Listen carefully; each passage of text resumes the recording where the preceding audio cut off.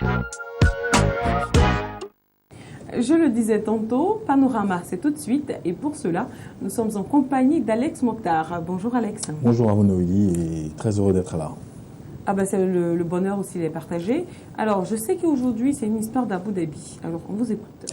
Alors, on va s'intéresser tout simplement à la Banque nationale d'Abu Dhabi, bien sûr, qui, elle, a décidé donc de se lancer dans la gestion de fortune en Afrique.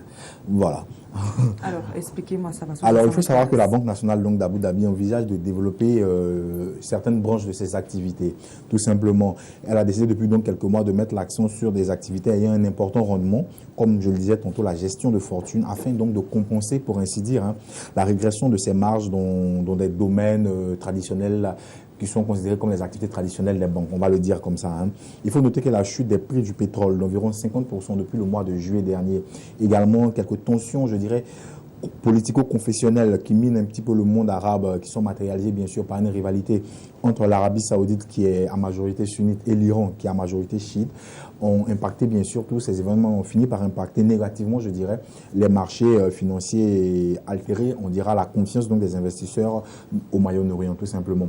Alors pour ce faire, pour diversifier ces activités, pour ne pas bien sûr être frappé en tout cas par une régression trop importante, il faut également trouver d'autres secteurs d'activité qui sont susceptibles d'être beaucoup plus rentables pour cet établissement financier-là. Et bien sûr, M. Gary Dougan, directeur de cette banque-là, ne dit pas autre chose. Notre stratégie de diversification géographique devrait nous aider, bien sûr, à compenser les effets néfastes des défis récents que nous rencontrons sur les marchés du Moyen-Orient.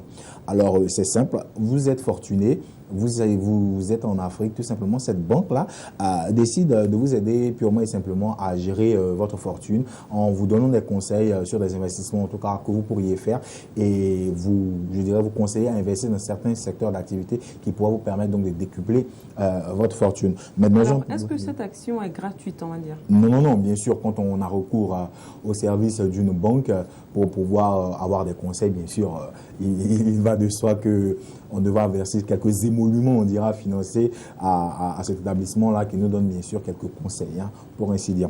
Il faut aussi dire que la Banque émiratie prévoit dans une première étape de se lancer dans la gestion de fortune, d'abord en Égypte, en ce qui concerne le continent africain, et en Inde, avant d'étendre bien sûr ses activités, donc par la suite au monde asiatique et à d'autres pays africains.